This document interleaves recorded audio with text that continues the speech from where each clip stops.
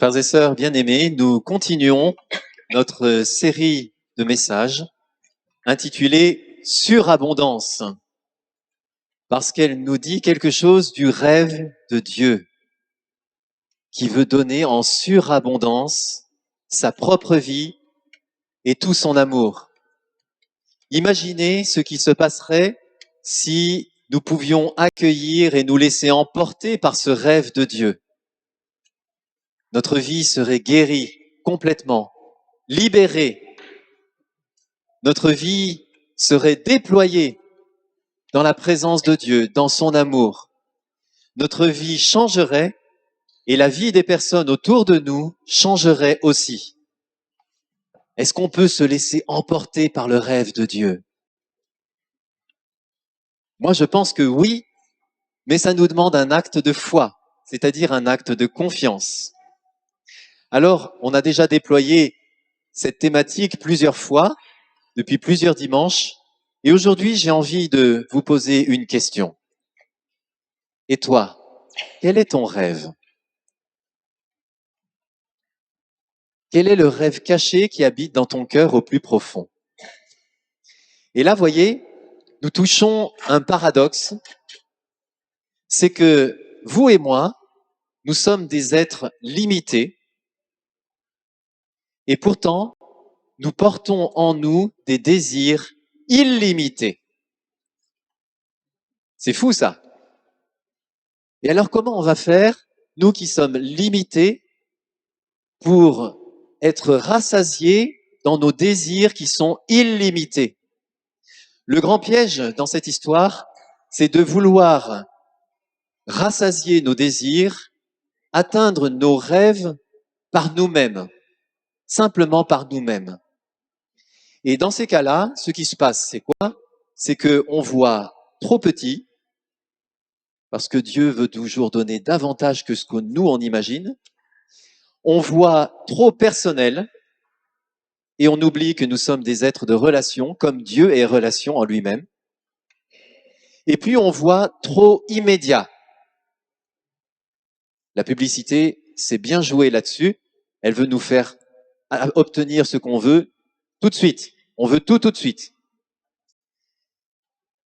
Mais le rêve de Dieu se déploie bien plus que cela.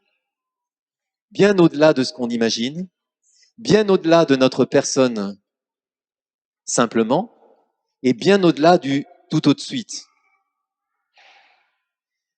Un grand saint que nous aimons beaucoup dans la communauté et qui est représenté sur le vitrail qui est là-bas dans cette chapelle, qui s'appelle Saint Augustin, a dit une parole très connue que vous avez déjà entendue 150 fois ici, mais je la répète.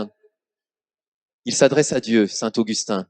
Tu nous as fait pour toi, Seigneur, et notre cœur est sans repos tant qu'il ne repose en toi. Et ça exprime bien la tension entre le fait que nous soyons limités et que nous sommes faits pour quelque chose qui est illimité.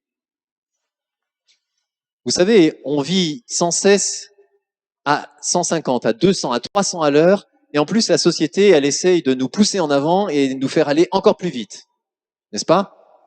Et ça nous rend complètement dingues.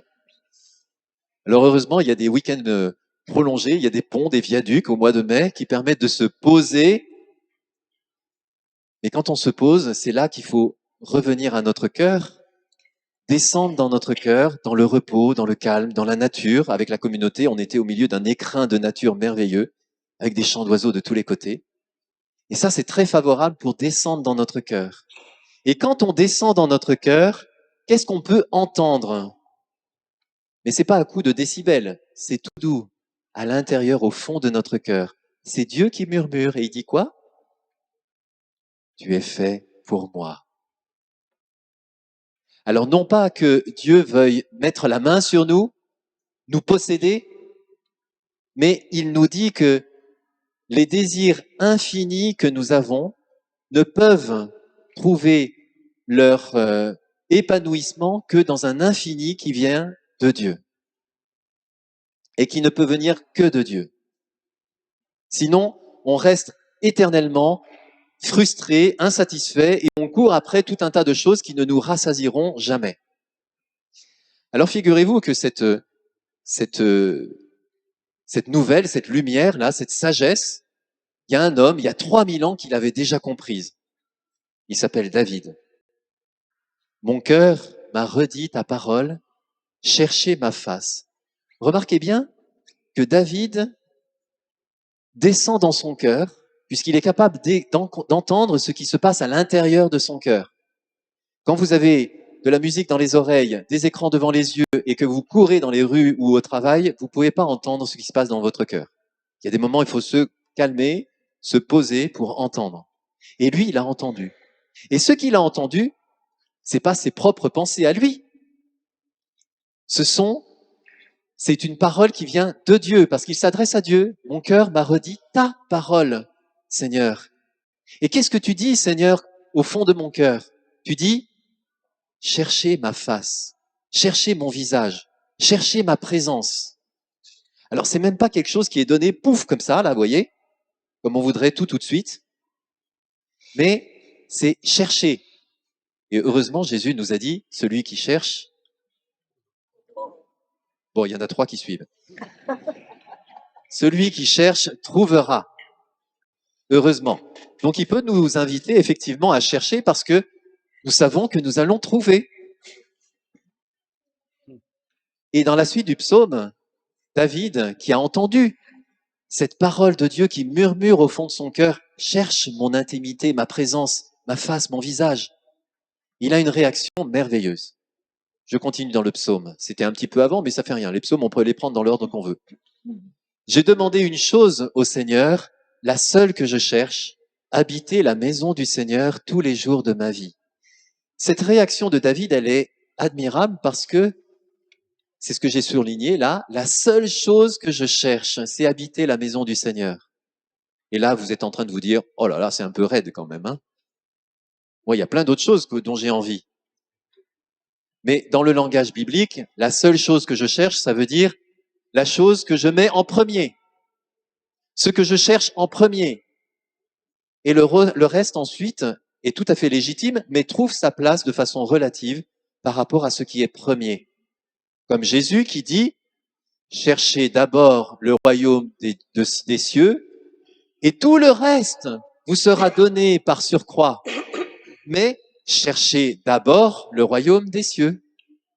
Parce qu'autrement, vous serez tout le temps insatisfait, tout le temps frustré, tout le temps vide intérieurement, parce que vous êtes fait pour l'infini. Alors cherchez d'abord le visage du Seigneur, le royaume des cieux.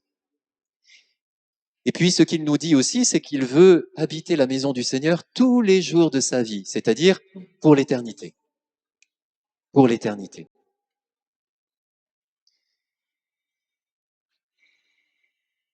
Et ça nous parle de la prière. Je reviens en arrière.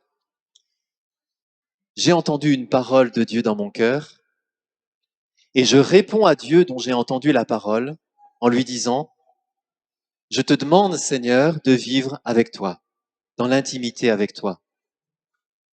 Et ce dialogue entre Dieu et moi, ça s'appelle la prière. Donc, ce qui va être source de toute abondance et qui va combler ma vie, effectivement, va se trouver au cœur de la prière. Parce que la prière, c'est comme si j'ouvrais les volets de ma maison par une belle journée de printemps et ça permet au soleil d'entrer dans ma maison et d'illuminer ma vie et mon cœur. La prière, c'est comme si j'ouvrais non seulement les volets, mais aussi la fenêtre pour permettre au vent de rentrer dans la maison de mon cœur, apporter l'air pur, la fraîcheur, les bonnes odeurs de ce qui est à l'extérieur. La prière, c'est encore comme accueillir celui qui frappe à la porte et lui ouvrir parce qu'il veut prendre un temps d'intimité avec moi, prendre son repas avec moi, me dire tout son amour, me rassasier de sa parole et de son amour. Ça, c'est la prière. Frères et sœurs, la prière, c'est la source. On peut passer toute sa vie à côté de la source et mourir de soif à côté de la source. Est-ce que vous priez, frères et sœurs? Oh ben oui, évidemment. Est-ce que vous priez souvent? Est-ce que vous priez avec cœur, pas avec la tête? Est-ce que vous priez avec créativité? C'est quoi ça? Créativité, c'est quoi ça? C'est-à-dire de façon renouvelée. Pas comme on a toujours fait, forcément. Il faut garder, évidemment, la prière du Notre Père et tout ça, mais de façon nouvelle, parce que chaque jour, je suis nouveau. Hier, j'étais au milieu d'une forêt avec des oiseaux qui chantaient de tous les côtés, et ma prière, elle s'est adaptée à ce que je vivais à ce moment-là. Et j'ai fait monter ma louange devant le Seigneur, portée par le chant des oiseaux. Une prière créative, vous comprenez? C'est pas une prière qui ronronne dans la tête, parce que ça, on sait très bien faire. Les prières qui ronronnent dans la tête. Mais ça nourrit pas ça. Il faut une prière qui vienne du cœur, qui jaillisse du cœur. Une prière qui soit un élan du cœur. C'est la définition que sainte Thérèse donne de la prière. Un élan du cœur. Donc un élan d'amour. Donc un élan d'émerveillement. Donc aussi peut-être un élan de prise de conscience que je suis si loin de toi, Seigneur, mais pourtant tu es si proche de moi. Une intimité avec le Seigneur. Un moment de cœur à cœur avec Dieu. C'est ça la prière. Est-ce que vous priez? Est-ce que vous avez conscience qu'il y a plein de gens qui prient pour vous? Est-ce que vous priez pour plein de gens? Alors évidemment, la famille. Quand ça va mal dans la famille, on prie, évidemment. Les membres des petits groupes de maison, on prie pour eux. Mais aussi vos voisins, vos collègues, les gens que vous croisez dans vos réseaux de relations, est-ce que vous priez pour eux? Avec cœur. Et commencez à déployer cette puissance de la prière. Ça va changer complètement votre vie. Parce que c'est le désir de Dieu qu'il passe à travers vous pour en rejoindre d'autres. Dans la première lecture, nous avons entendu quelque chose d'assez assez admirable finalement. C'est que lorsque les disciples de Jésus se sont réunis pour demander la venue du Saint-Esprit, eh bien, ils se sont mis à prier ensemble et Marie était avec eux. Tous d'un même cœur étaient assidus à la prière avec des femmes, avec Marie, la mère de Jésus, et avec ses frères.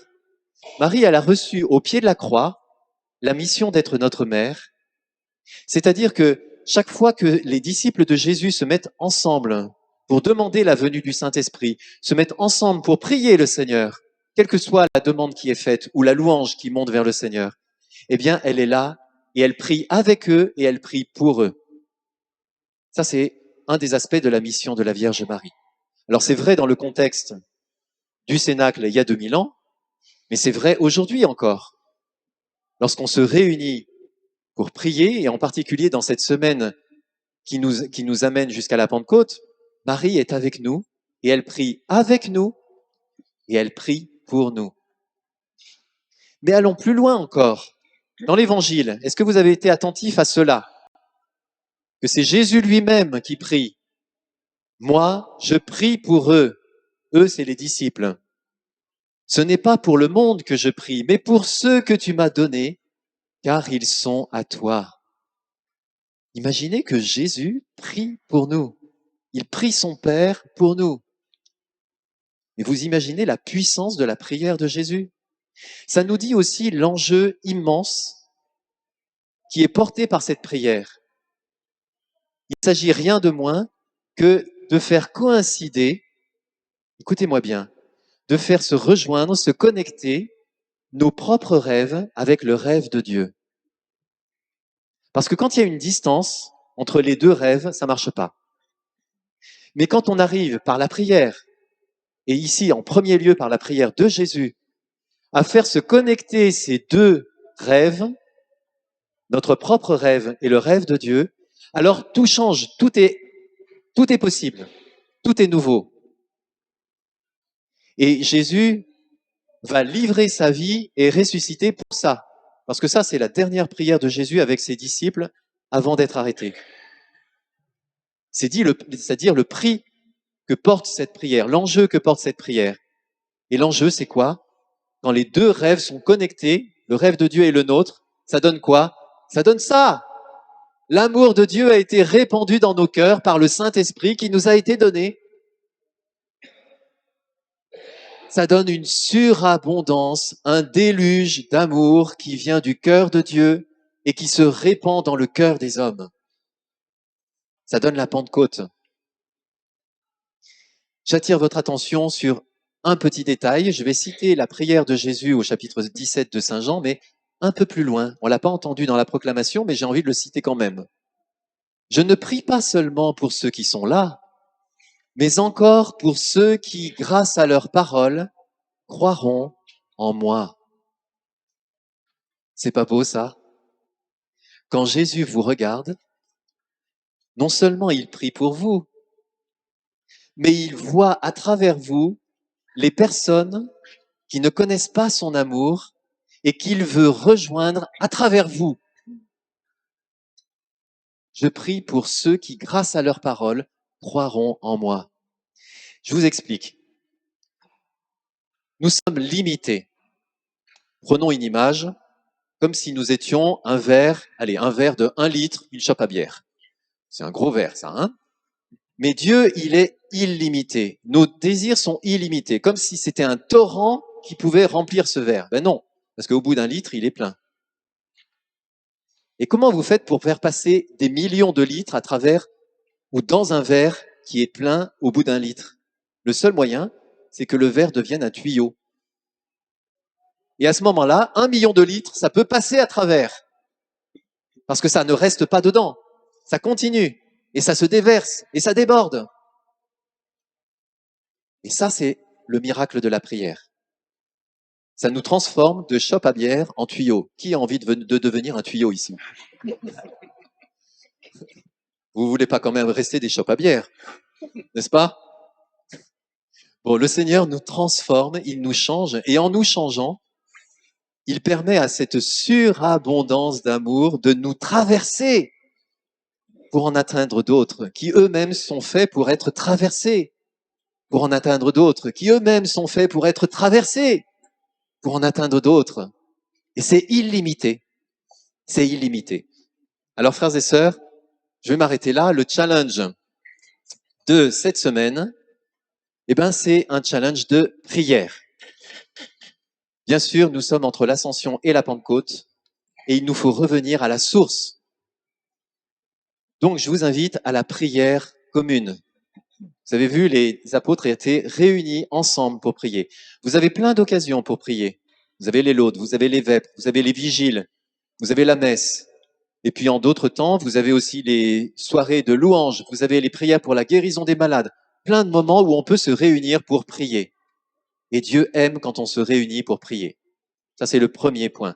Deuxième point, c'est la prière personnelle qu'il ne faut pas oublier non plus. Alors, je vous propose 4 petites étapes pour descendre dans votre cœur et faire jaillir la source. Première chose, c'est faire silence. Vous êtes capable de faire silence entre maintenant et la Pentecôte? Allez, 5 minutes par jour. 5 minutes de silence. Difficile, hein? Je sens bien que le challenge est un peu élevé. Mais c'est important pour descendre dans notre cœur. Ensuite, s'émerveiller de Dieu.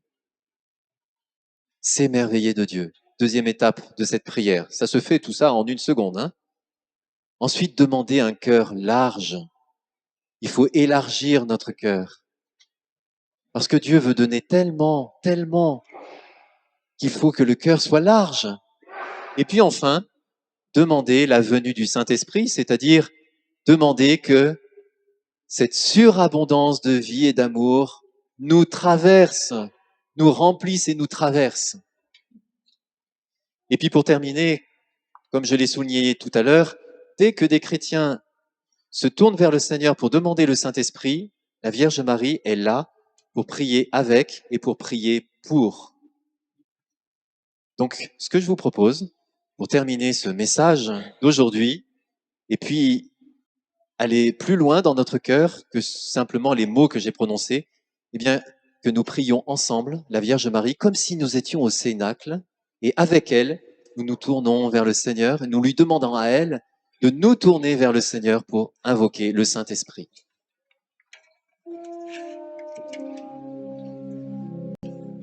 Je te salue Marie, comblée de grâce. Le Seigneur est avec toi. Tu es bénie Marie, entre toutes les femmes. Et Jésus, le fruit de tes entrailles est béni. Sainte Marie, Mère de Dieu, oh prie pour nous, pauvres pécheurs, dès maintenant et jusqu'à l'heure de notre mort. Amen. Ave Maria. Ave Maria. Ave Maria. Ave Maria. Ave Maria. Ave Maria. Ave Maria. Ave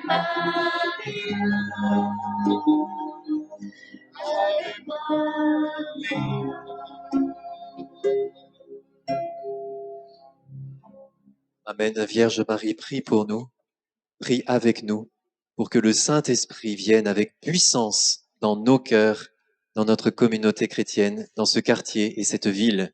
Amen. Amen.